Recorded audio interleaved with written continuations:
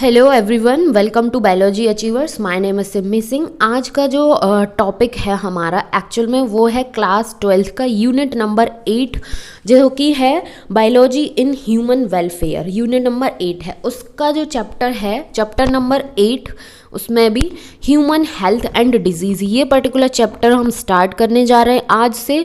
और I hope कि बहुत जल्दी 3-4 लेक्चर्स में इस पूरे के पूरे चैप्टर को कंप्लीट कर लेंगे, क्योंकि ये जो चैप्टर है इससे बोर्ड में तो क्वेश्चंस अच्छा खासा पूछा ही जाता है। साथ ही साथ नीट का जो एग्ज़ाम है वहाँ पर भी इस पर्टिकुलर चैप्टर से डिजीज़ के रिगार्डिंग, इम्यूनिटी के रिगार्डिंग, एड्स जो है वो पढ़ेंगे इसमें हम। तो ये सारे जो टॉपिक हैं इस पर्टिकुलर चैप्टर के, उससे बहुत सारे क्वेश्चंस जो है एग्ज़ाम में पूछे जाते हैं। बोर्ड एंड नीट का एग्ज़ाम जो है उसके अलावा जैसे कि एम्स का एग्ज़ाम देते हैं स्टूडेंट्स, या फिर किसी भी अदर कॉम्पिटिटिव एग्ज़ाम जो है वहाँ पर अगर यदि ये चैप्टर मेंशन है इन सिलेबस, तो वहाँ पर भी इससे रिगार्डिंग क्वेश्चंस जो हैं वो पूछे जाते हैं। यहाँ पर मैं एक थोड़ा सा और सजेशन दूँ कि बोर्ड की जो डेट शीट है सीबीएसई ने वो रिलीज़ कर दी है कल, तो जाकर चेक कर लें। मेरे चैनल पर भी वीडियो अवेलेबल है कि कौन class 10th and class 12th के लिए जो एग्ज़ाम है वो कब कब होना है। तो इसीलिए बहुत अच्छे से पढ़ाई करें, बिल्कुल भी टाइम वेस्ट करने की ज़रूरत नहीं है, क्योंकि टाइम इतना है भी नहीं कि टाइम वेस्ट किया जाए। बहुत अच्छे से पढ़ाई करनी है, अपनी हेल्थ का भी साथ ही साथ बहुत अच्छे से ध्यान रखना है। तो ये जो पर्टिकुलर चैप्टर है ह्यूमन हेल्थ एंड डिजीज़, तो जो टर्म है हेल्थ, ठीक है, ये बहुत ही ज़्यादा फ्रिक्वेंटली यूज़ किया जाता है हर किसी के थ्रू। हेल्थ, वो एक इंसान हेल्दी इंसान है, उसकी हेल्थ अच्छी है नहीं है, तो ये टर्म जो है वो बहुत फ्रिक्वेंटली यूज़ किया जाता है। तो how do we define it, कैसे हम इसको डिफ़ाइन करेंगे?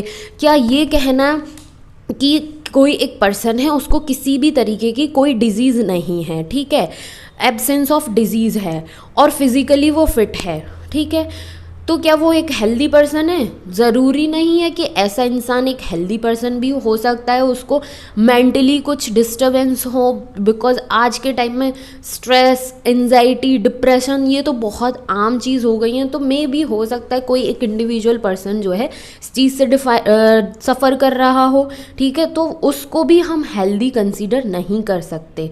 और अगर किसी पर्टिकुलर या फिर किसी इंडिविजुअल को कोई डिजीज़ है तो वो तो ऑलरेडी हेल्दी है ही नहीं। तो ये जो टर्म है हेल्थ, जो कि फ्रिक्वेंटली यूज्ड किया जाता है, तो इसको हम कैसे डिफ़ाइन करेंगे? How do we define it? तो health does not simply mean absence of disease और फिज़िकल फिटनेस। इसका ये मतलब नहीं है कि अगर किसी को डिज़ीज़ नहीं है तो वो हेल्दी है, या फिर फिज़िकल फिटनेस जो है वो ठीक है तो वो भी हेल्दी है, ऐसा नहीं बोला जा सकता। It could be defined as a state of complete physical, mental and social well being. इसको एक इंडिविजुअल को हेल्दी तब कहा जा सकता है जब वो मेंटली, फिजिकली, सोशली हर तरीके से एकदम ठीक हो, तो उस पर्टिकुलर इंडिविजुअल को हम कहेंगे कि ये एक पर्टिकुलर इंडिविजुअल जो है, ये जो पर्सन है वो हेल्दी पर्सन है। When people are healthy, they are more efficient at work। अब बात ये आती है कि अगर कोई हेल्दी है, फिज़िकली भी हेल्दी है, मेंटली भी हेल्दी है, सोशली भी हेल्दी है, हर तरीके से वो हेल्दी है, तो उसकी जो एफिशिएंसी है वर्क के लिए, मीन्स एक्टिवनेस जो है उसमें बहुत अच्छी खासी देखने को मिलेगी। उससे अगर आप बात करोगे या फिर उसके पास बैठोगे तो आपको भी पॉजिटिव वाइब्स आएंगी, उसके पास बैठने से, उससे बात करने से अच्छा फील होगा। This increase productivity and brings economic prosperity. जब एक इंसान हर तरीके से हेल्दी होता है तो वो बहुत एक्टिवली वर्क करता है, एफिशिएंटली वर्क करता है, और उसकी वजह से क्या होता है कि जो प्रोडक्टिविटी है वो भी इंक्रीज़ होती है। फॉर एग्ज़ाम्पल कि सब तरीके से हेल्दी है, उसको कोई दिक्कत नहीं है, कोई प्रॉब्लम नहीं है, तो वो बहुत एक्टिव रहेगा। एक्टिव रहेगा तो उसका काम करने में भी मन लगेगा। जब काम करने में मन लगेगा तो जाहिर सी बात है कि वो अच्छा रिजल्ट देगा। फॉर एग्जाम्पल अगर मैं यहाँ पर एक स्टूडेंट की बात करूँ, एक स्टूडेंट है जो कि रेगुलर बेसिस पर स्टडी कर रहा था, उसने अपना एक टारगेट सेट किया, चाहे वो उसको बोर्ड्स देने हैं चाहे नीट एग्ज़ाम देना है, ठीक है। तो उसने टारगेट सेट किया कि चाहे कुछ भी हो जाए, चाहे कितना भी काम हो, कुछ भी हो, XYZ कोई भी फैक्टर हो, लेकिन मुझे रेगुलर बेसिस पर अपनी स्टडी जो है वो करनी है, और एक टारगेट सेट कर लिया कि हर दिन इतना मुझे पढ़ना ही पढ़ना है।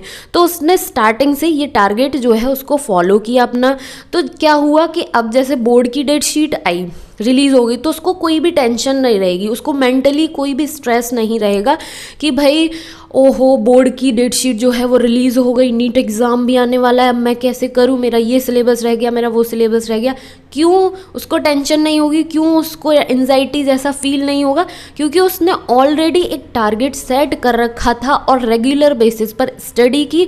और जब रेगुलर बेसिस पर उसने स्टडी की तो ना तो उसको कोई मेंटली स्ट्रेस मिला, फिजिकली भी वो ठीक है, सोशली भी एकदम ठीक है, और उसकी वजह से वो क्या है, कोई स्ट्रेस वगैरह नहीं ले रहा, तो उसकी हेल्थ जो है वो अच्छी है, वो एक्टिवली वर्क कर रहा है, तो वो बहुत अच्छे से अपने बोर्ड्स में परफॉर्म करके आएगा, नीट एग्ज़ाम में परफॉर्म करेगा, और उसका जो प्रोडक्टिविटी होगी जब रिजल्ट आएगा तो वो उसका बहुत अच्छा आएगा। सो इस तरीके से भी ये कंसीडर किया जा सकता है।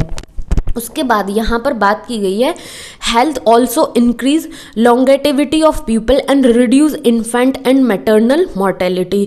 जो हेल्थ है मीन्स अगर यदि हर तरीके से हेल्दी है कोई भी इंडिविजुअल, तो उसकी लॉन्गेटिविटी जो है वो भी इंक्रीज होगी। उसके बाद रिड्यूस हो जाता है इन्फेंट एंड मैटरनल मॉर्टेलिटी, जो डेथ रेट है वो डिक्रीज हो जाता है, और लॉन्गेटिविटी उसकी जो एज है उसके जो हर एक तरीके से पॉइंट ऑफ व्यू से देखा जाए, प्रोडक्टिविटी हो गई, एक्टिविटी हो गई, वो सारी की सारी चीज़ें जो हैं वो क्या हो जाती हैं, इंक्रीज हो जाती हैं।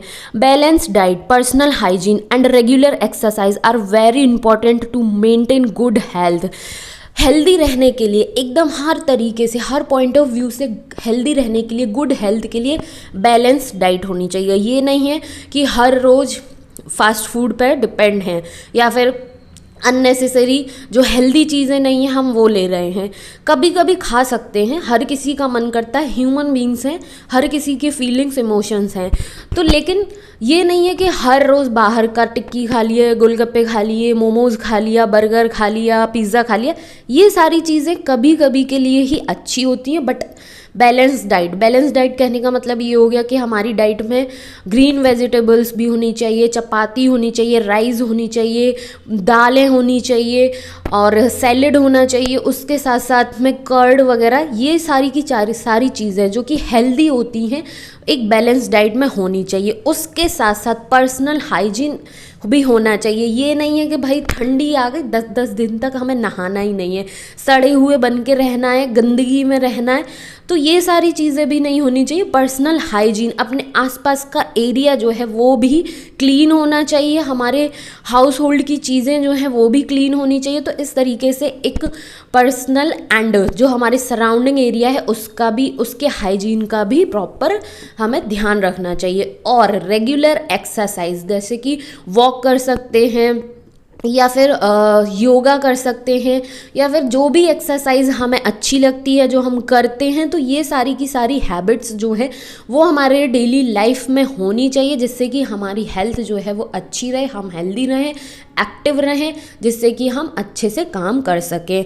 अब बात आती है कि गुड हेल्थ में रेगुलर एक्सरसाइज, ठीक है, तो बोर्ड का स्ट्रेस होगा, नीट एग्ज़ाम का भी स्ट्रेस होगा। अब इस चीज़ को ओवरकम करने के लिए हम ब्रीदिंग एक्सरसाइज, अनुलोम विलोम, ये 2 चीज़ें बहुत ज़रूरी कर सकते हैं, क्योंकि इससे बहुत अच्छा फील होता है।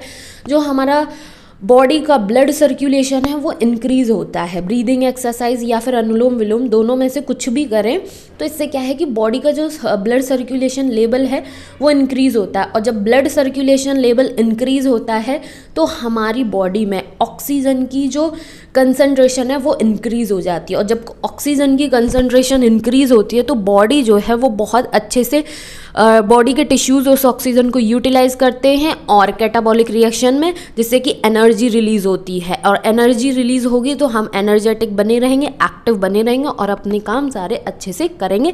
ये चीज़ फैक्टर हैं, ये फैक्ट हैं जो कि अप्लाई करने चाहिए और ये बहुत हेल्पफुल रहते हैं during the examination time. Specially exam का जब टाइम आता है तो बहुत सारे बच्चों को समझ नहीं आता कि अब हम करें तो करें क्या। कुछ नहीं करना है, शांति से बैठना है, थोड़ा बहुत सोचना है, ब्रीथ वाली जो एक्सरसाइज है, डीप ब्रीथ वाली, वो एक्सरसाइज करो, थोड़ा पानी पियो, उसके बाद अच्छे से पीसफुली सोचो और उसके बाद अपना काम पर लग जाओ। टाइम वेस्ट नहीं करना है और ना ही पैनिक लेवल जो है उसको बढ़ाना है। Yoga has been practised since time immemorial to achieve physical and mental health. जो योगा है या फिर हम कहें कि रेगुलर एक्सरसाइज में कंसीडर कर सकते हैं, तो ये चीज़ें जो हैं बहुत टाइम से लोग करते हैं इनको, ठीक है। तो ये जो हमारी फिजिकल और मेंटल हेल्थ है उसको अचीव कराने में, उसको अच्छा रखने में बहुत हेल्प करते हैं। Awareness about disease and their effect on different bodily infection, vaccination, immunization against infectious disease, proper disposal of waste, control of vectors and maintenance of hygienic food and water resources are necessary for achieving good health. अब ये नहीं है कि balance diet, personal hygiene, regular exercise, yoga, इसी से हमें good health जो है वो मिलेगी। साथ ही साथ क्या करना है कि अगर यदि जो डिजीज़ है किसी पर्टिकुलर पैथोजन के थ्रू, चाहे वो बैक्टीरिया हो, चाहे वो वायरस हो, चाहे फंजाई हो, प्रोटोजोन्स हो, कोई भी अगर पैथोजन्स के थ्रू डिजीज़ जो है वो कॉज हो जाती है तो उसके बारे में हमें अवेयर होना चाहिए। उसके कॉज, उसके सिम्टम्स, उसका ट्रीटमेंट जो है वो हमें पता होने चाहिए, ठीक है। जैसे कि वैक्सीनेशन, अभी कोविड का इतना ज़्यादा सिचुएशन ख़राब हो गई तो उस टाइम पर हमें उसकी वैक्सीनेशन, इम्यूनाइजेशन के बारे में पता होना चाहिए। जो भी डिज़ीज़ है, उसका इन्फेक्टियस डिज़ीज़ जो कॉज कर रहा है, उसके सारे सिम्टम्स, उसका कॉजेटिव एजेंट, उसकी ट्रीटमेंट क्या है, ये सारी की सारी चीज़ें पता होनी चाहिए। जो भी हमारा हाउस होल्ड का वेस्ट है उसका प्रॉपर डिस्पोजल होना चाहिए। ऐसा लोग करते नहीं हैं, रोड पर चलते टाइम भी बहुत सारी गंदगी फैला देते हैं। और जो टबैको च्यूइंग करते हैं, जो लोग तम्बाकू खाते हैं, जैसे तैसे देखा होगा बहुत ज़्यादा रोड पे ही उसको पीक आउट कर देते हैं। तो ये सारी की सारी चीज़ें क्या हैं भाई, ये हमारे एनवायरनमेंट को, हम लोग जो हैं उनको कहीं ना कहीं अफेक्ट करती है। तो हर एक चीज़ का प्रॉपर डिस्पोजल होना चाहिए। Control of vectors and maintenance of hygienic food. जो वैक्टर है कि एक मीडियम की तरह एक्ट करता है, तो उसका कंट्रोल जो है वो भी हमें पता होना चाहिए। साथ ही साथ अगर यदि हम कहीं पर भी बाहर खाने जा रहे हैं, होटल में जा रहे हैं, किसी ढाबे पर जा रहे हैं, या फिर कहीं भी बाहर जा रहे हैं, या फिर कोई फास्ट फूड कोर्ट जो है, कहीं पर भी बाहर कुछ भी खाने जा रहे हैं, तो वहाँ पर जो हाइजीनिक है, हाइजीन जो है उसका ध्यान रखना चाहिए, उसको मेंटेन करना चाहिए।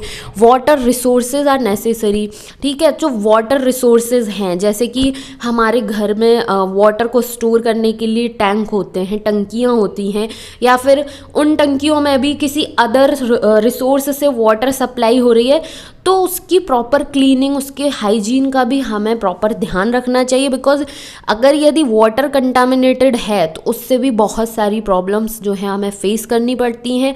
जो हमारा ड्रिंकिंग वाटर है वो क्लीन होना चाहिए, वो अच्छा होना चाहिए। तो ये सारी की सारी चीज़ें भी ध्यान रखनी चाहिए एक गुड हेल्थ, अच्छी हेल्थ को अचीव करने के लिए। When the functioning of one or more organs or system of the body is adversely affected, characterized by various signs and symptoms, we say that are not healthy, that is we have a disease। जब हमारी body, ठीक है, body system है या फिर कोई भी organ है, इंडिविजुअल ऑर्गन है, उसकी जो फंक्शनिंग है वो प्रॉपर नहीं हो जाती, प्रॉपर नहीं है, ठीक है, अफेक्टेड हो गई किसी डिजीज़ से, और हमें डिफरेंट टाइप के कैरेक्टरिस्टिक्स जो हैं, सिम्टम्स जो हैं वो दिख रहे हैं, तो हम उससे ये एक अंदाज़ा लगा सकते हैं कि हमारी हेल्थ जो है वो ठीक नहीं है। फॉर एग्जांपल, अगर यदि हमें फीवर आता है, ठीक है, फीवर आया, बॉडी टेम्परेचर जो है वो इंक्रीज़ हो गया, बॉडी एकदम सिस्टम वीक फील करेगी, पेन जो है बॉडी में वो फील होगा, और हम ये समझ जाएंगे इन साइन एंड सिम्टम्स के बेसिस पे कि हम हेल्दी नहीं है और हमें कोई डिजीज़ हो गई, कोई वायरल इन्फेक्शन, कोई बैक्टीरियल इन्फेक्शन हो गया है बॉडी में, जिससे कि हमारी बॉडी सिस्टम जो है वो प्रॉपरली फंक्शनिंग नहीं कर रही है, वर्क नहीं कर रहा है, जिसको हम डिजीज़ के नाम से जानते हैं। Disease can be broadly grouped into 2 categories. अब कोई भी डिजीज़ जो है वो 2 तरीके की होती है, 2 कैटेगरीज में डिवाइड होती है। एक ऐसी डिजीज़ होगी जिसको कोई पर्टिकुलर पैथोजन जो है, चाहे वो बैक्टीरिया हो, चाहे वो वायरस हो, चाहे वो फंजाई हो या फिर प्रोटोजोअन्स हो, वो डिजीज़ कॉज कर रहा होगा, किसी के थ्रू इन्फेक्शन हो रहा होगा। जैसे कि कोविड की अगर बात करें तो ये एक वायरल इन्फेक्शन है, वायरल डिजीज़ है जो कि वायरस के थ्रू इन्फेक्शन फैलता है। तो इसको एक डिजीज़ जो है जब किसी पैथोजन के थ्रू कॉज हो रही है, किसी पैथोजन के थ्रू इन्फेक्शन फैल रहा है, तो उसको हम बोलते हैं इन्फेक्टियस डिजीज।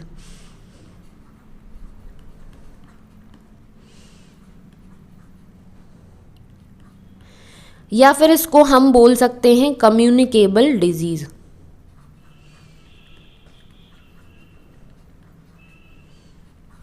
एक टाइप तो ये हो गया। दूसरा टाइप ऐसा होता है कि उस डिज़ीज़ के लिए, उस पर्टिकुलर डिज़ीज़ को कॉज करने के लिए किसी पैथोजन की या फिर किसी कम्युनिकेशन की ज़रूरत नहीं होती, वो खुद ब खुद कुछ किसी न किसी चीज़ की वजह से, किसी डेफिशिएंसी की वजह से, किसी चीज़ के एक्सेस की वजह से कॉज हो जाती है। सो उस पर्टिकुलर टाइप की डिज़ीज़ को हम बोलते हैं नॉन इन्फेक्टियस, जिसमें कोई भी इन्फेक्टियस एजेंट जो है अपना रोल प्ले नहीं करता है। उस टाइप की डिजीज़ को हम नॉन इन्फेक्टियस डिजीज़ के नाम से जानते हैं, या फिर इसको हम नॉन कम्युनिकेबल डिजीज़ भी बोल सकते हैं।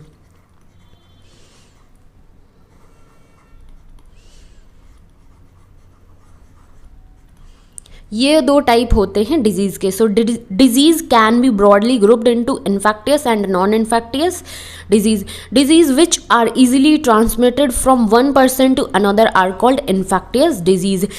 जो इन्फेक्टियस डिजीज़ हैं वो क्या है कि एक पर्सन से दूसरे पर्सन में ईजिली ट्रांसमिट हो जाती हैं, ट्रांसफ़र हो जाती हैं। जैसे कि कोविड ही बहुत हॉट टॉपिक बना हुआ है पिछले 2 साल से।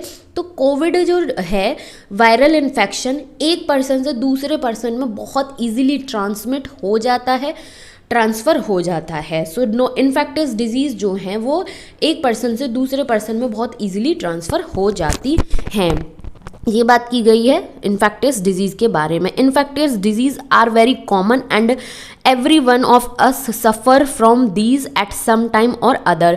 जो इन्फेक्टियस डिजीज़ हैं वो बहुत कॉमन होती हैं और इससे हर एक पर्सन जो है कभी ना कभी किसी ना किसी टाइम पर सफ़र कर ही चुका होता है। कोविड के केस में तो देखा ही देखा है, किसी को जब कोल्ड की प्रॉब्लम हो जाती है तो एक पर्सन से दूसरे पर्सन में भी बहुत ईजिली कोल्ड जो है वो ट्रांसफ़र हो जाता है, ट्रांसमिट हो जाता है। Some of the infectious disease like AIDS are fatal among non infectious. AIDS जो है ये भी इन्फेक्टियस डिजीज़ का एग्जाम्पल है। ये हम इसी पर्टिकुलर चैप्टर में बहुत अच्छे से पढ़ेंगे आगे, जब पूरा का पूरा चैप्टर डिटेल में डिस्कशन करते हुए जाएंगे। Among non infectious diseases cancer is the major cause of death. जो नॉन इन्फेक्टियस डिजीज़ हैं उसका एग्जाम्पल जैसे कि कैंसर, ठीक है, कैंसर जो है ये मेजर कॉज है डेथ का। अगर यदि किसी को कैंसर हो जाता है तो कितना भी ट्रीटमेंट ले लो, एक पर्टिकुलर टाइम के बाद उसकी डेथ ही होती है। इसका क्योर नहीं है अभी तक।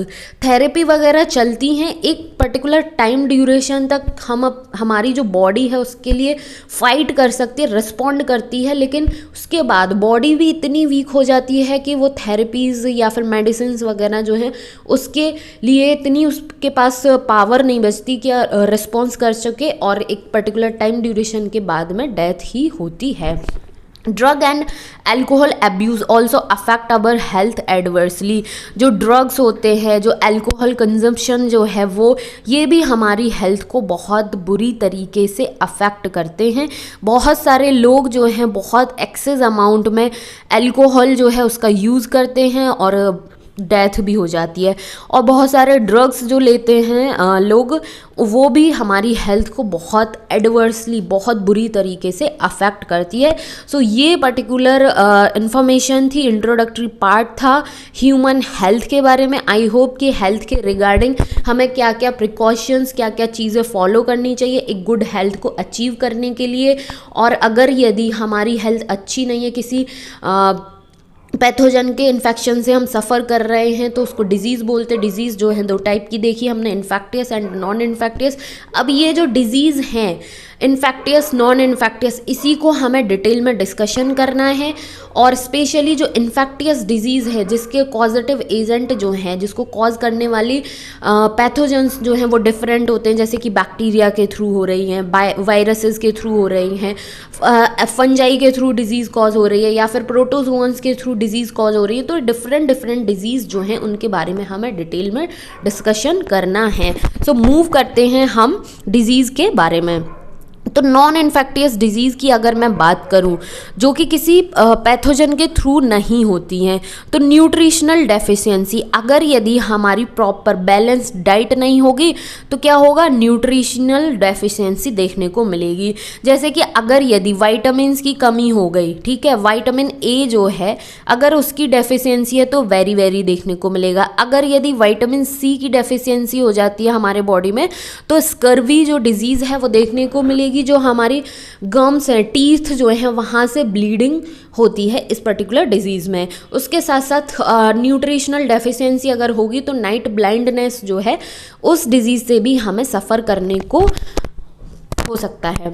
मेटाबॉलिक, ठीक है, अगर यदि मेटाबॉलिक रिएक्शंस जो हैं हमारी बॉडी की वो अच्छी नहीं होंगी तो हमें डायबिटीज़ जो है वो भी हो सकती है। अगर यदि कुछ जेनेटिक प्रॉब्लम हुई, ठीक है, तो उसमें हीमोफीलिया एंड थैलेसेमिया नाम के 2 डिजीज़ देखने को मिल सकते हैं।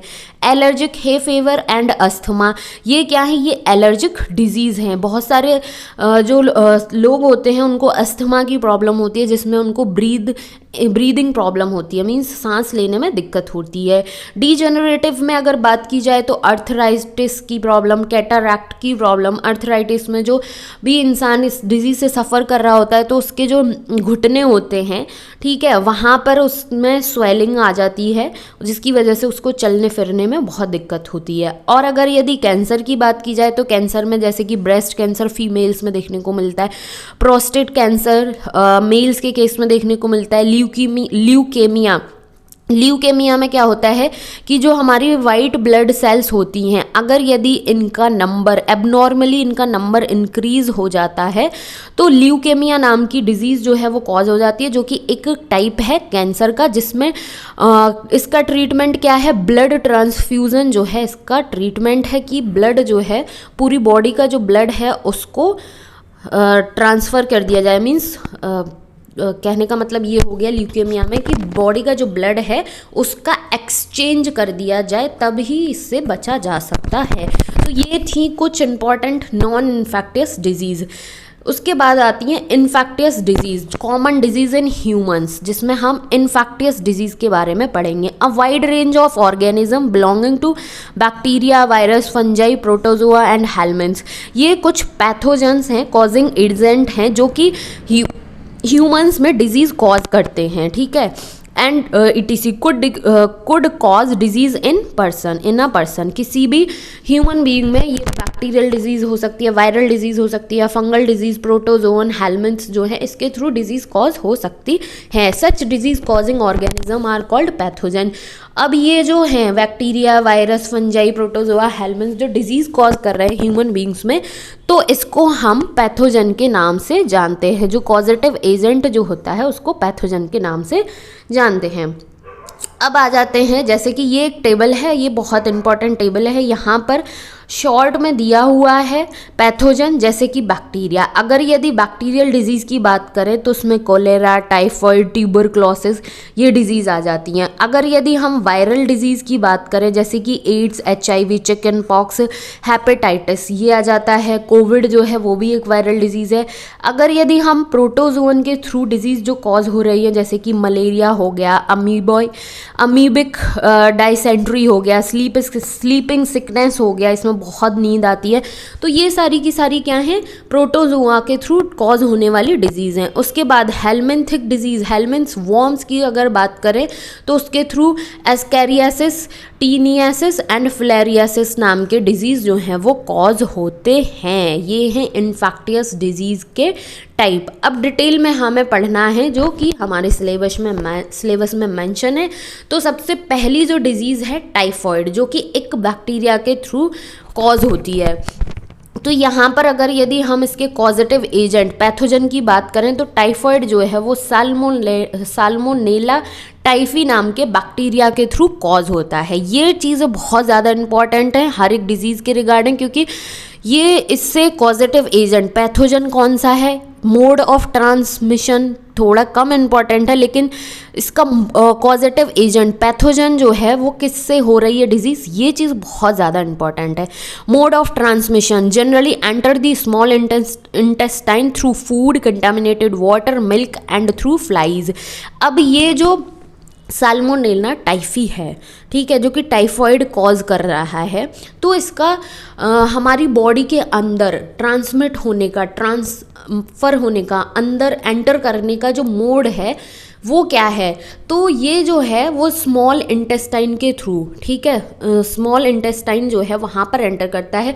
कंटामिनेटेड वाटर में प्रेजेंट होगा, या फिर कंटामिनेटेड वाटर, मिल्क, या फिर फ्लाइज जो मक्खियाँ होती हैं ये कंटामिनेटेड होंगी, उसको कैरी कर रही होंगी, और इसके थ्रू हमारे स्मॉल इंटेस्टाइन जो है वहाँ पर ये प्रेजेंट हो जाता है। और अगर यदि ये हमारे स्मॉल इंटेस्टाइन में पहुँच जाता है साल्मोनेला टाइफी नाम का बैक्टीरिया, तो ये क्या करता है, कुछ सिम्टम्स जो है हमारी बॉडी में शो होते हैं, जैसे कि हाई फीवर आएगा, वीकनेस लगेगी, स्टमक में पेन होगा, constipation, headache, loss of appetite, इस तरीके के कुछ सिम्टम्स जो हैं वो हमें शो होंगे।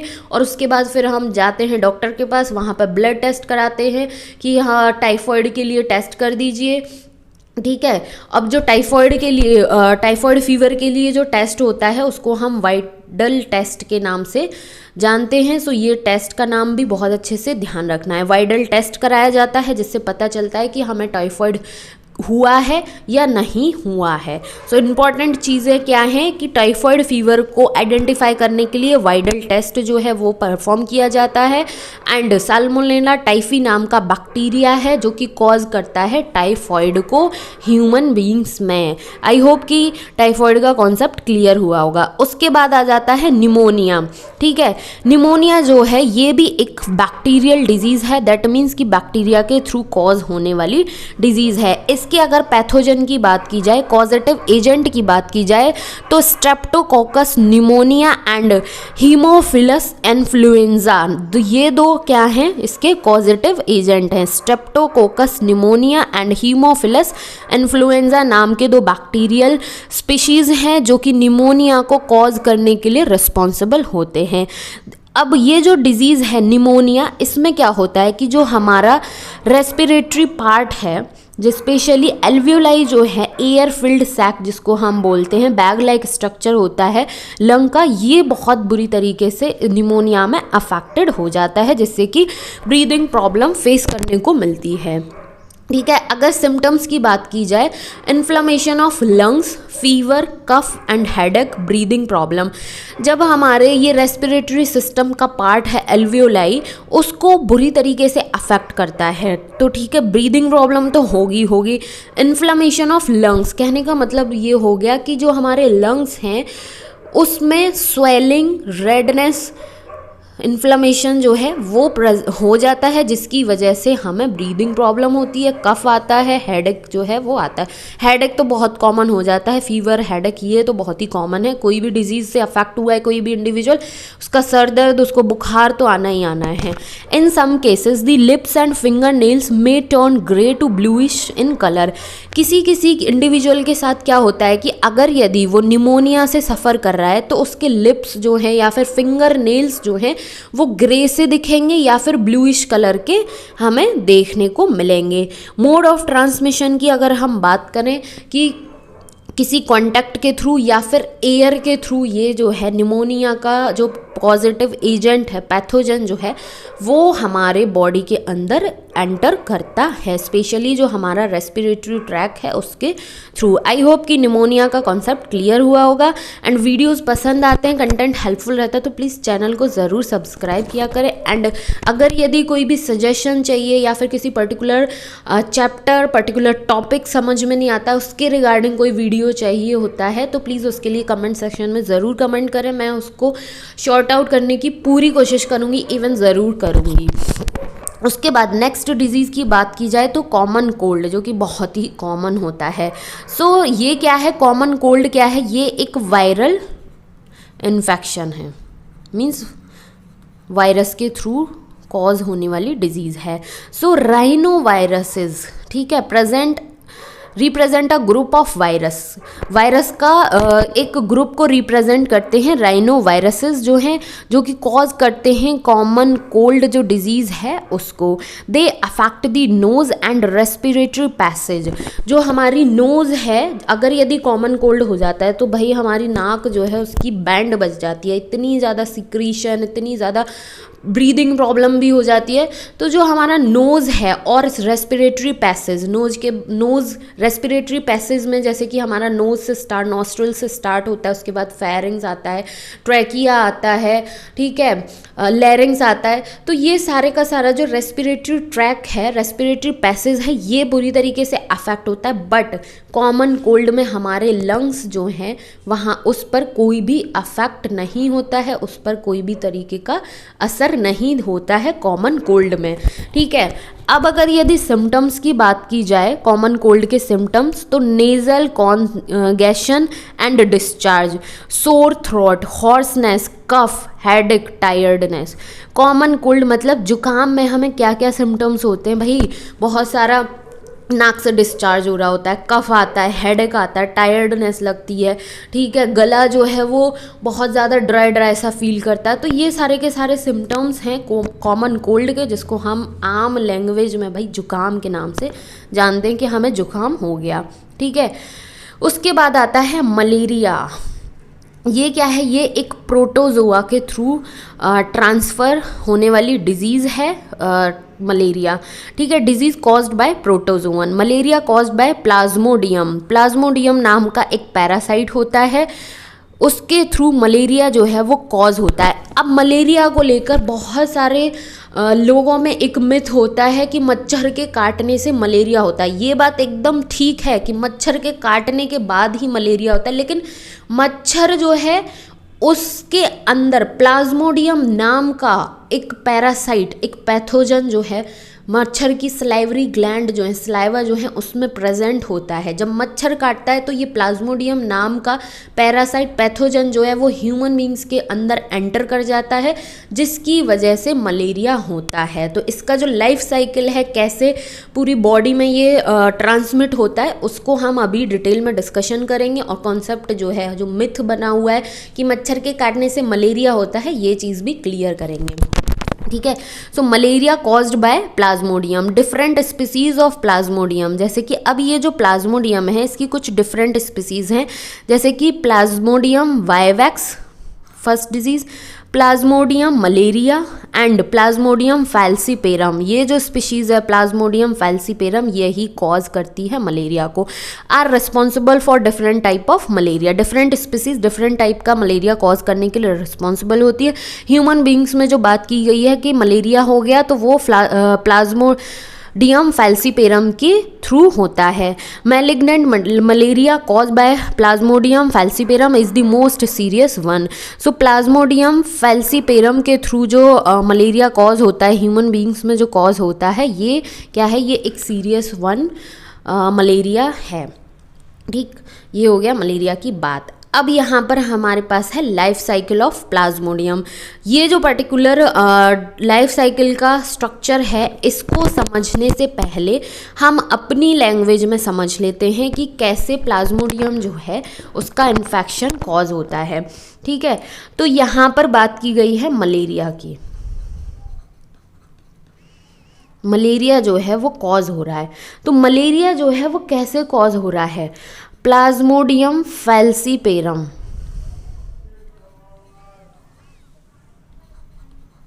ये क्या होता है, ये एक पैथोजन है, ठीक है, जो कि कॉज करता है मलेरिया को। अब क्या होगा कि ये जो पैथोजन है इससे अफेक्टेड एक फीमेल मॉस्कीटो होता है,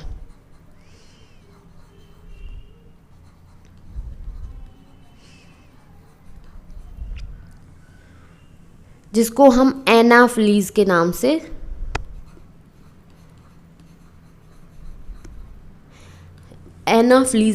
जानते हैं। एनाफ्लीज नाम का फीमेल मॉस्कीटो होता है, ठीक है, जो कि प्लाज्मोडियम फैल्सीपेरम से अफेक्टेड इन्फेक्टेड होता है।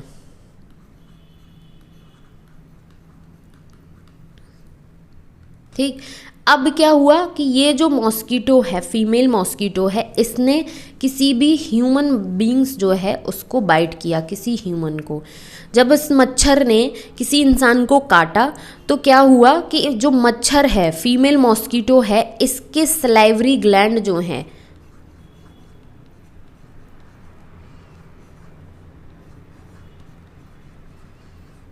या फिर हम कहें कि इसका जो सलाइवा है, वहाँ पर ये जो प्लाज्मोडियम फैल्सीपेरम है वो किस फॉर्म में प्रेजेंट होता है, स्पोरोजोइट के फॉर्म में,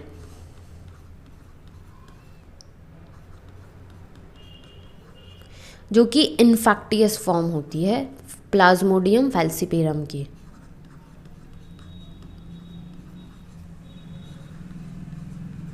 इस फॉर्म में प्रेजेंट होता है। सो प्लाज्मोडियम फैल्सीपेरम, ठीक है, इसकी जो इन्फेक्टियस फॉर्म होती है उसको हम स्पोरोजोइट्स के नाम से जानते हैं। ये जो स्पोरोजोइट्स होते हैं ये फीमेल मॉस्कीटो एनोफ्लीज जो है उसकी सलाइवरी ग्लैंड या फिर सलाइवा में प्रेजेंट होते हैं। अब जैसे ही इस मच्छर ने किसी भी ह्यूमन को बाइट किया, ठीक है, किसी भी इंसान को काटा, तो क्या होगा, ये जो स्पोरोजोइट्स हैं ये कहाँ पर, ये काटने पर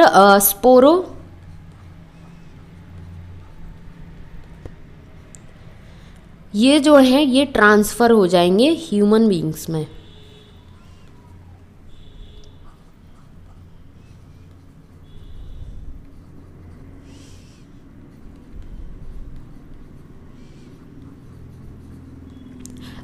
मच्छर के काटते ही ह्यूमन बीइंग की जो लीवर सेल्स हैं यहाँ पर ये स्पोरोजोइट्स जो हैं वो क्या हो जाएंगे, ट्रांसफ़र हो जाएंगे, पहुँच जाते हैं हमारे ब्लड स्ट्रीम के थ्रू।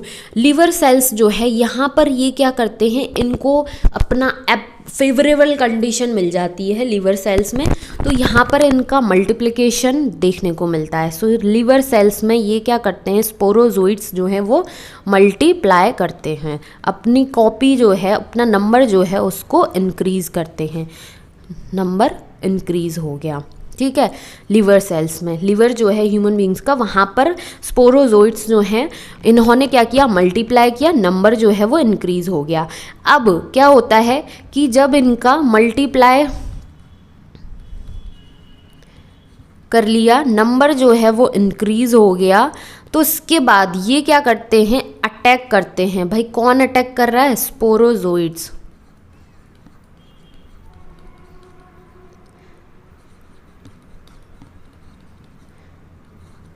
किस पर अटैक करते हैं, जो ह्यूमन बीइंग्स की रेड ब्लड सेल्स जो होती हैं इस पर अटैक करते हैं। इससे क्या होता है कि रेड ब्लड सेल्स जो हैं वो रप्चर हो जाती हैं, ब्रेक हो जाती हैं, डैमेज हो जाती हैं, डैमेज हो जाती हैं। जब ये डैमेज हो जाती हैं, रप्चर हो जाती हैं, तो ये क्या करती हैं, रिलीज़ करती हैं एक टॉक्सिन,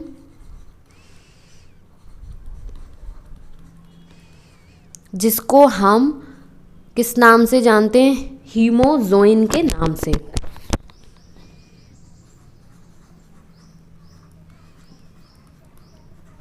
ये एक टॉक्सिन जो है डैमेज होने के बाद, रप्चर होने के बाद, रेड ब्लड सेल्स जो हैं हीमोजोइन नाम का टॉक्सिन जो है वो रिलीज़ करती हैं, और इसी टॉक्सिन के रिलीज़ होने से हमारी बॉडी जो है उसमें कुछ साइन एंड सिम्टम्स हमें देखने को मिलते हैं, जैसे कि हाई फीवर हो गया,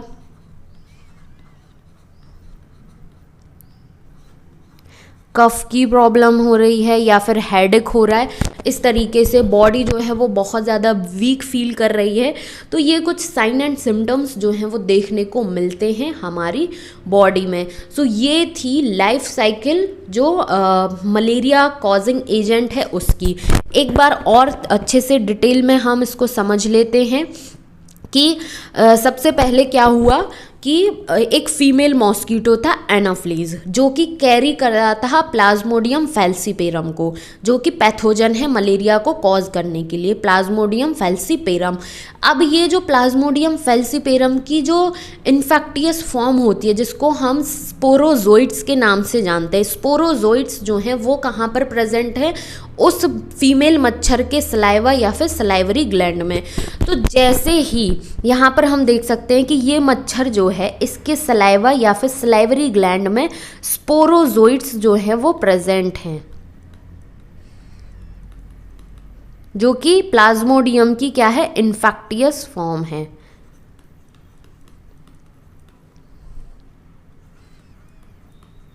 जैसे ही इसने किसी भी ह्यूमन को बाइट किया तो इसका जो सलाइवा है वो क्या करेगा, हमारे ब्लड में इस स्पोरोजोइट को ट्रांसफ़र कर देगा।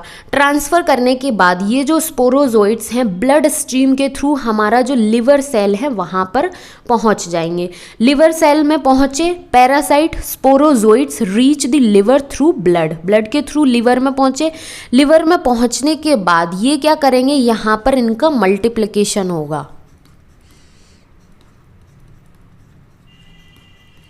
मल्टीप्लिकेशन कहने का मतलब ये हो गया कि इनका जो नंबर है वो इंक्रीज़ होगा। जब ये नंबर इनका इंक्रीज़ हो जाएगा, मल्टीप्लाई कर लेंगे प्रॉपर तरीके से, तो ये क्या करेंगे, जो ह्यूमन बींग्स की रेड ब्लड सेल्स हैं उस पर अटैक करेंगे। रेड ब्लड सेल्स पर अटैक करते ही रेड ब्लड सेल्स जो हैं वो डैमेज हो जाती हैं। सो यहाँ पर हम देख सकते हैं दी parasite reproduces asexually in liver cells, bursting the cell and releasing into the blood। Liver में क्या हुआ, इन्होंने एसेक्सुअली ये रिप्रोड्यूस करते हैं, ठीक है। नंबर जो है मल्टीप्लिकेशन किया, नंबर जो है इंक्रीज हुआ एसेक्सुअल मेथड के थ्रू। उसके बाद इसकी जो सेल है वो बस्ट कर जाती है और ये स्पोरोजोइट्स जो हैं वो रिलीज हो जाते हैं। रिलीज होने के बाद ये क्या करते हैं कि जो हमारा रेड ब्लड सेल्स हैं उस पर अटैक करेंगे। रेड ब्लड सेल्स पर अटैक करेंगे तो क्या होगा कि हमारी रेड ब्लड सेल्स जो हैं वो क्या होंगी, डैमेज हो जाएंगी, रप्चर हो जाएंगी। रप्चर होने के बाद क्या होगा कि वो हीमोजोइक नाम का एक टॉक्सिन रिलीज करेंगी। टॉक्सिन जो है वो कॉज करता है, जैसे कि सिम्टम्स एंड साइन जो है वो हमें फील होते हैं कि फीवर आ गया, कफ की प्रॉब्लम है, या फिर हम कहें कि हेडेक जो है वो देखने को मिल रहा है, वीकनेस हो रही है। तो ये सारे के सारे सिम्टम्स जो हैं वो हमारी बॉडी शो करेगी और उसके बाद फिर हम जाएंगे डॉक्टर के पास, मलेरिया के लिए टेस्ट कराएंगे। ये होता है। फिर अगेन ये जो साइकिल है इसी तरीके से चलती है कि एक इंडिविजुअल अफेक्टेड हुआ, अब उस इंडिविजुअल को अगर किसी मच्छर ने काटा तो मच्छर जो है उसके ब्लड को जो सक करेगा तो वहाँ से इन स्पोरोजोइट्स जो है प्लाज्मोडियम की इन्फेक्टियस फॉर्म उसको कैरी कर लेगा। फिर उसके बाद किसी अदर इंडिविजुअल को काटा तो वहाँ पर डिलीवर ट्रांसफ़र कर देगा। तो इस तरीके से ये साइकिल जो है वो चलती रहती है। सो इसके लिए क्या करना है, अपने जो पर्सनल हाइजीन है या फिर जो हमारी हाउस होल्ड की चीज़ें हैं उन सबको क्या करना है, बहुत अच्छे से क्लीन करके रखना है। वाटर जो है, मेनली जो वाटर स्टोरेज जो होता है उसका प्रॉपर ध्यान रखना होता है, ठीक है। तो ये जो प्लाज्मोडियम के थ्रू डिजीज़ कॉज होती है मलेरिया, तो इसके 2 होस्ट होते हैं, ठीक है। मलेरिया के क्या होते हैं, 2 होस्ट होते हैं। इसके क्या है, 2 होस्ट होते हैं। एक होस्ट जो है वो होता है मॉस्कीटो एंड दूसरा जो होस्ट होता है वो होते हैं ह्यूमन बीइंग। ये हो गई इसकी लाइफ साइकिल के बारे में। आई होप कि इसकी लाइफ साइकिल का कॉन्सेप्ट जो है वो अच्छे से समझ में आया होगा। अगर फिर भी कोई प्रॉब्लम, कोई क्वेरी रहती है तो प्लीज़ कमेंट सेक्शन में ज़रूर कमेंट करें। उसके बाद नेक्स्ट डिजीज़ जो है इसको हम अमीबॉयसिस या फिर अमीबॉइक डाइसेंट्री के नाम से जानते हैं, जो कि अमीबा के थ्रू कॉज होती है। सो अमीबॉयसिस या फिर अमीबॉइक डाइसेंट्री कॉज्ड बाय अमीबा, ठीक है। अमीबा में भी एंटामीबा हिस्टोलाइटिका नाम की अमीबा होता है, स्पीशीज़ होती है अमीबा की, जो कि इस पर्टिकुलर डिजीज़ को कॉज करने के लिए रिस्पॉन्सिबल होती है। Is a protozoan parasite in the large intestine of human. अब ये जो एंटामीबा हिस्टोलाइटिका है ये एक प्रोटोजोन पैरासाइट है, ठीक है, जो कि ह्यूमन बीइंग के लार्ज इंटेस्टाइन में प्रेजेंट होता है, जिसकी वजह से अमीबॉइसिस अमीबॉइक डायसेंट्री नाम की डिजीज़ जो है वो कॉज होती है। अगर यदि हम इस डिजीज़ के सिम्टम्स की बात करें तो कॉन्स्टिपेशन की प्रॉब्लम होती है, एब्डोमिनल पेन फील होगा, हमारा पेट दर्द कर रहा होगा, एंड क्रैम्प्स, पेट में बहुत बुरी तरीके से क्रैम्प्स फील होंगे, stool with excess mucus and blood clot, जो हमारा स्टूल होगा उसमें देखने को मिलेगा एक्सेस म्यूकस देखने को मिलेगी, या फिर ब्लड क्लॉट जो है वो भी देखने को मिलेगा अगर यदि कोई इंडिविजुअल इस पर्टिकुलर डिजीज़ से सफ़र कर रहा है। तो इसका जो ट्रांसमिशन का मोड है वो कैसा होता है, house flies act on mechanical carrier and serve to transmit the parasite. जो हाउस फ्लाइज होती हैं, कहने का मतलब ये हो गया कि जो मच्छर है वो इसका एक कैरियर होता है, जो कि इस पर्टिकुलर डिजीज़ का जो कॉजेटिव एजेंट है, पैथोजन एंटोमीबा हिस्टोलाइटिका जो है, इसको एक पर्सन से दूसरे पर्सन में ट्रांसफ़र करने में बहुत इम्पोर्टेंट रोल प्ले कर रही होते हैं। अब ये कैसे कर रहे हैं कि कोई भी इंडिविजुअल है, ठीक है, कोई ह्यूमन बीइंग है, उसने अपना वेस्ट प्रोडक्ट फीसेस पॉटी, ठीक है, उसको खुले में कर दिया भाई, उसको संतुष्टि मिल गई। वो इंडिविजुअल जो है एंटोमीबा हिस्टोलाइटिका के इन्फेक्शन से सफ़र कर रहा था, ठीक है, उसके उस फीसेस पर कोई भी हाउस फ्लाई जाकर बैठ गई तो वहाँ से वो एंटोमीबा हिस्टोलाइटिका जो है उसको कैरी करके ले आएगी। अब वो मक्खी क्या है, खाने पर बैठ गई, तो खाने पर उसने उसको ट्रांसफ़र कर दिया। वो खाना किसी हेल्दी पर्सन ने खा लिया जिसको एंटोमीबा हिस्टोलाइटिका का इन्फेक्शन नहीं था, तो क्या होगा कि वो हेल्दी पर्सन जो है वो इस डिजीज़ से फिर सफ़र कर जाएगा। सो ये हाउस फ्लाइज जो है वो क्या होती हैं, एक इसका मैकेनिकल करियर होती हैं एंटोमीबा हिस्टोलाइटिका जो है उसको ट्रांसफ़र करने का। तो इसीलिए बोला जाता है कि भाई खुले में ना करें ये सब काम, और उसके बाद जो अपनी फूड है या फिर फूड प्रोडक्ट है उसकी हाइजीन को अच्छे से मेंटेन करें, उसको ढक कर रखें, हैंड वॉश करके, प्रॉपर हैंड वॉश करके ही कुछ भी खाएं। अगर यदि कोई भी फूड प्रोडक्ट है या फिर कोई वेजिटेबल है, फूड है जो कि वॉश करके खाया जा सकता है, तो उसको बहुत अच्छे से क्लीन करें और तब उसका कंज्यूम करें। सो ये थी अमीबाइसिस एंड अमीबॉइक डायसेंट्री डिजीज़ के बारे में। उसके बाद आता है नेक्स्ट डिजीज़ एस्कैरियासिस, ठीक है, ascaris an intestinal parasite cause ascariasis. ये जो एस्कैरियासिस डिजीज़ है इसमें क्या है, ये इसका जो कॉजेटिव एजेंट है वो होता है एस्कैरिस, ठीक है, जो कि एक इंटेस्टाइनल पैरासाइट है। हमारा जो इंटेस्टाइनल ट्रैक होता है वहाँ पर ये प्रेजेंट होता है, जो कि एस्कैरियासिस नाम की डिजीज़ को कॉज करने के लिए रिस्पॉन्सिबल होता है। अगर यदि कोई इंडिविजुअल इस पर्टिकुलर डिजीज़ से सफ़र कर रहा है तो उसकी बॉडी में किस तरीके के सिम्टम्स दिखेंगे, इंटरनल ब्लीडिंग होगी, ठीक है, मस्क्यूलर पेन फील करेगा, फीवर आएगा, एनीमिया होगी, blockage of the intestinal passage, जो इंटेस्टाइनल पैसेज है वहाँ पर ब्लॉकेज हो सकती है, एनीमिया की प्रॉब्लम हो सकती है, इंटरनल ब्लीडिंग देखने को मिलेगी, मस्क्यूलर पेन हो सकता है, फीवर तो भाई कॉमन ही है। The eggs of the parasite are excreted along with the feces of infected person which contaminate soil, water and plant। अब इसके मोड ऑफ ट्रांसमिशन की अगर बात करें तो अगर कोई इंडिविजुअल एस्कैरियासिस नाम की डिजीज़ से सफ़र कर रहा है तो जब वो अपना वेस्ट प्रोडक्ट जो है खुले में ही कर देगा, मतलब फीसेस जो है, पॉटी जो है वो खुले में कर देगा, तो वहाँ पर उसके फीसेस में इस पर्टिकुलर डिजीज़ का जो पैरासाइट है उस एस्कैरिस उसके एग्स आएंगे।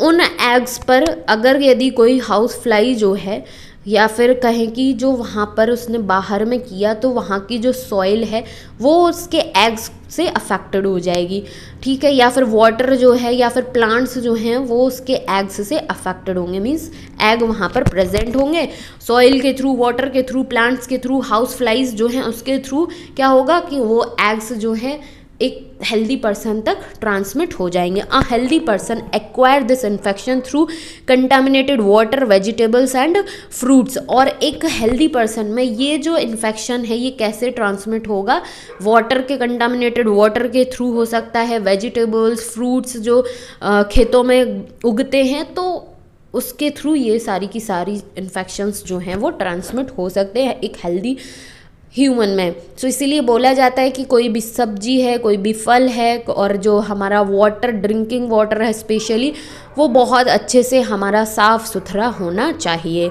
नेक्स्ट डिजीज़ है एलिफेंटियासिस और फिलेरियासिस के नाम से भी जानते हैं। बाउचेरिया बैनक्रॉफिट एंड बाउचेरिया मलाई, ये दो स्पीसीज़ हैं इसकी। The filarial worm cause a slowly developing chronic inflammation of the organs in which they live for many years, usually the lymphatic vessels of the lower limb. ये जो पर्टिकुलर डिजीज़ है elephantiasis और फ्लेरियासिस, इसके दो causative species हैं जैसे कि बाउचेरिया बैनक्रॉफिट and बाउचेरिया मलाई, ठीक है। ये क्या करते हैं, ये एक वॉर्म की कैटेगरी में आता है, फ्लेरियल वॉर्म होते हैं जो कि स्लोली, बहुत धीरे धीरे क्रॉनिक इन्फ्लामेशन, बहुत धीरे धीरे हमारी बॉडी में इन्फेक्शन जो है उसको कॉज कर रहे होते हैं। और इस पर्टिकुलर डिजीज़ से अगर कोई इंडिविजुअल सफ़र कर रहा है तो उसके जो लिम्फेटिक वेसल्स हैं, लोअर लिम्ब के जो वेसल्स हैं, उनमें इन्फ्लामेशन, उनमें स्वेलिंग देखने को मिलेगी। बहुत स्लोली ये क्रॉनिक डिजीज़ जो है वो कॉज होती है। तो या इसका एक स्ट्रक्चर है जिसको हम देख लेते हैं जिससे कि हमें कॉन्सेप्ट और अच्छे से क्लियर होगा। ये एक इंडिविजुअल है जो कि सफ़र कर रहा है एलिफेंटियासिस नाम के इस डिजीज़ से।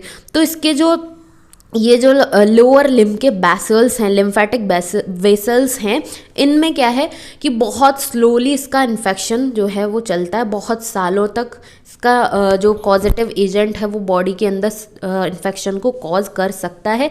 और धीरे धीरे धीरे धीरे करके जिस पर्टिकुलर रीज़न में ये इन्फेक्शन हो रहा होगा वो पर्टिकुलर रीज़न इस तरीके से स्वेल कर जाती है, बहुत ही एबनॉर्मल कंडीशन जो है वो हो जाती है। सो ये है एलिफेंटियासिस डिजीज़ से सफ़र करने वाला individual. The genital organ are also often affected resulting in gross deformalities। जो जेनिटल ऑर्गन्स होते हैं किसी भी ह्यूमन बीइंग के, तो वो भी इस स्पीशीज़ से क्या है, सफ़र कर सकते हैं, मीन्स उसके इन्फेक्शन हो सकता है जेनिटल ऑर्गन्स में। The pathogen are transmitted to a healthy person through the bite by a female mosquito vector. अब ये जो डिजीज़ का पैथोजन है वो कैसे ट्रांसमिट होता है एक हेल्दी पर्सन में, जब कोई फीमेल मॉस्किटो जो है काट लेता है और वो फीमेल मॉस्किटो जो है इस पर्टिकुलर डिजीज़ के पैथोजन को कैरी कर रहा होता है, जस्ट लाइक मलेरिया का, तो उस तरीके से इस पैथोजन का ट्रांसमिट होता है एक हेल्दी पर्सन में। ये होता है एलिफेंटियासिस जिसको हम फ्लेरियासिस के नाम से जानते हैं। लास्ट डिजीज़ है रिंग वॉर्म के नाम से। So many fungi belonging to the genera microsporum, microsporum genera की जो फंजाई होती हैं वो, या फिर ट्राइकोफाइटोन जेनेरा की फंजाई, या फिर एपिडर्मोफाइटोन जो जेनेरा है फंजाई का, इसकी फंजाई जो है वो रिंग वॉर्म डिजीज़ कॉज करने के लिए रिस्पॉन्सिबल होती हैं ह्यूमन बींग्स में। रिंग वॉर्म जो है डिजीज़, उसके सिम्टम्स की अगर हम बात करें तो dry scaly lesions on various part of the body such as skin, nails and scalp. तो जो कोई भी इंडिविजुअल अगर रिंग वॉर्म नाम की डिजीज़ से सफ़र कर रहा होगा तो उसकी बॉडी पार्ट जैसे कि स्किन हो गया, नेल्स हो गया, स्काल्प जो हो गया, वहाँ पर कुछ ड्राई लेशंस, कुछ ड्राई से धब्बे धब्बे से देखने को मिलेंगे। Ringworm are generally acquired from soil or by using towels. ये जो रिंगवॉर्म का पैथोजन है ये मेनली सॉइल से ट्रांसमिट होता है, या फिर जैसे कि हमने किसी पर्सन के टॉवल्स यूज़ कर लिए, क्लोथ्स यूज़ कर लिया, इवन किसी इन्फेक्टेड इंडिविजुअल का, रिंगवॉर्म से इन्फेक्टेड इंडिविजुअल का कॉम भी हमने अगर यूज़ करा है तो वो एक पर्सन से दूसरे पर्सन में ट्रांसमिट होने के उसके बहुत ज़्यादा हाई चांसेस होते हैं। इसीलिए कहा जाता है कि भाई पर्सनल हाइजीन का बहुत अच्छे से ध्यान रखें, अपने ही कपड़े पहने, अपना ही तौलिया यूज़ करें, अपना ही कॉम जो है वो यूज़ करें, एक दूसरे का ना करें। हालांकि घर में कॉमन हो जाता है कहीं कहीं पर तो वो चीज़ें यूज़ हो जाती है, लेकिन ऐसा ना करें, अपनी पर्सनल हाइजीन जो है उसका प्रॉपर ध्यान रखें। सो रिंगवॉर्म की अगर हम बात करें तो यहाँ पर हम देख सकते हैं कि ये एक इंडिविजुअल जो है वो रिंगवॉर्म से सफ़र कर रहा है। तो इसकी जो ये स्किन है, चिन वाला जो रीजन है, यहाँ पर हम देख सकते हैं कि कुछ ड्राई लेसन्स, कुछ धब्बे जैसा स्ट्रक्चर जो है वो है। अगर इस पर्टिकुलर इंडिविजुअल जो है, जो कि सफ़र कर रहा है रिंगवॉर्म नाम की डिजीज़ से, इसका अगर हम टॉवल, इसके क्लोथ्स यूज़ कर रहे हैं तो बहुत ज़्यादा हाई चांसेस हैं कि ये रिंगवॉर्म नाम की डिजीज़ हमारे अंदर भी हो सकती है। ठीक है, सो इस तरीके से ये सारी की सारी जो कॉमन डिजीज़ हैं ह्यूमंस में, चाहे वो बैक्टीरियल डिजीज़ हो, चाहे वो फंगल डिजीज़ हो, चाहे वो प्रोटोजोआ के थ्रू हो रही हो, चाहे वो हेलमिंथ एस्केरिस वॉर्म के थ्रू हो रही हो। सो ये था डिटेल में डिस्कशन। आई होप कि डिजीज़ के रिगार्डिंग ये पर्टिकुलर टॉपिक जो है वो बहुत अच्छे से समझ में आया होगा। अब ये एक क्या कहते हैं हमारे पास टेबल की फॉर्म में दिया हुआ है, चाहे तो इसको आप पढ़ सकते हैं और इससे इम्पॉर्टेंट इन्फॉर्मेशन जो है उसको भी नोट डाउन कर सकते हैं। इसमें कुछ डिजीज़ें दी गई हैं। डिजीज़ है जैसे कि ट्यूबरक्लोसिस, जो कि माइकोबैक्टीरियम ट्यूबरक्लोसिस के थ्रू होती है। इसका कॉजेटिव एजेंट ये होता है। मोड ऑफ ट्रांसमिशन देख सकते हैं कि एयर के थ्रू, डस्ट के थ्रू, इन्फेक्टेड पर्सन के थ्रू हो सकता है। लेकिन कोई भी पर्टिकुलर डिजीज़ जो है उसका कॉजेटिव एजेंट, पैथोजन जो है वो क्या है, ये इतना इम्पॉर्टेंट है बहुत ज़्यादा। अगर यदि हम कोलेरा की बात करें तो विब्रियो कोलेरी नाम के बैक्टीरिया के थ्रू ये डिजीज़ होती है। टाइफॉइड हम ऑलरेडी देख चुके हैं, साल्मोनेला टाइफी के नाम से ये डिज़ीज़ जो है वो कॉज होती है। उसके बाद कुछ और एक्स्ट्रा डिजीज़ की यहाँ पर लिस्ट दी हुई है, जिसमें हम देख सकते हैं कि अगर यदि हम टिटनेस की बात करें तो इसका जो कॉजेटिव एजेंट होता है, पैथोजन जो होता है वो होता है क्लोस्ट्रीडियम टिटेनाई। सिफिलिस की बात करें, ये जो कि एक सेक्सुअली ट्रांसमिटेड डिजीज़ एसटीडी के नाम से हम इसको जानते हैं, तो सिफिलिस जो है वो ट्रैपोनीमा पैलिडम के नाम का एक कॉजेटिव पैथोजन होता है, उससे होती है। डिप्थीरिया की बात करें तो कॉर्नी बैक्टीरियम डिप्थीरी नाम का पैथोजन से कॉज होती है। वूपिंग कफ, जिसको हम कुत्ता खांसी के नाम से जानते हैं, वूपिंग जैसी, जब किसी को भी वूपिंग कफ की प्रॉब्लम हो जाती है तो वो जब खांसता है तो उसकी जो साउंड है वो बहुत ही ज़्यादा अजीब सी होती है, जिसको हम कुत्ता खांसी के नाम से जानते हैं आम लैंग्वेज में। तो ये होती है हीमोफिलस पर्ट्यूसिस नाम के पैथोजन से। उसके बाद निमोनिया की बात करें, डिप्लोकोकस निमोनी नाम का पैथोजन होता है, जिसकी वजह से निमोनिया जो है वो कॉज होता है। उसके बाद लेप्रोसी, गोनेरिया, जो कि अगेन दोनों ही सेक्सुअली ट्रांसमिटेड डिजीज़ हैं। तो सेक्सुअली ट्रांसमिटेड डिजीज़ जो है उससे रिलेटेड भी नीट के एग्जाम में क्वेश्चन पूछा जाता है। तो लेप्रोसी जो है वो माइकोबैक्टीरियम लेप्री नाम के बैक्टीरिया से होती है। गोनोरिया की अगर बात करें तो ये नाइजीरिया गोनोरी नाम के पैथोजन से होती है। तो ये जो पर्टिकुलर क्या कहते हैं डिजीज़ें हैं, इन डिजीज़ के जो कॉजेटिव एजेंट इनके साथ में दिए हैं ये बहुत इंपॉर्टेंट है। बाकी इन्फॉर्मेशन इतनी ज़्यादा इंपॉर्टेंट नहीं है, अपनी नॉलेज के लिए ज़रूर पढ़ सकते हैं और समझ सकते हैं। इसी के साथ ये पूरा का पूरा टॉपिक जो है ह्यूमन हेल्थ एंड डिजीज़ जो है, ह्यूमन बींग्स में डिजीज़, ये हो जाता है हमारा कंप्लीट। इसके बाद नेक्स्ट टॉपिक इम्यूनिटी जो है वो स्टार्ट करेंगे हम इसी पर्टिकुलर चैप्टर का। सो आई होप कि ये पूरा का पूरा जो चैप्टर है वो बहुत हेल्पफुल रहेगा अपकमिंग, चाहे वो बोर्ड एग्ज़ाम हो, चाहे वो नीट एग्ज़ाम हो, उसके पॉइंट ऑफ व्यू से। तो अच्छे से पढ़ाई करें, ध्यान रखें अपनी हेल्थ का, एंड प्लीज़ चैनल को ज़रूर सब्सक्राइब करें। Thank you so much for watching.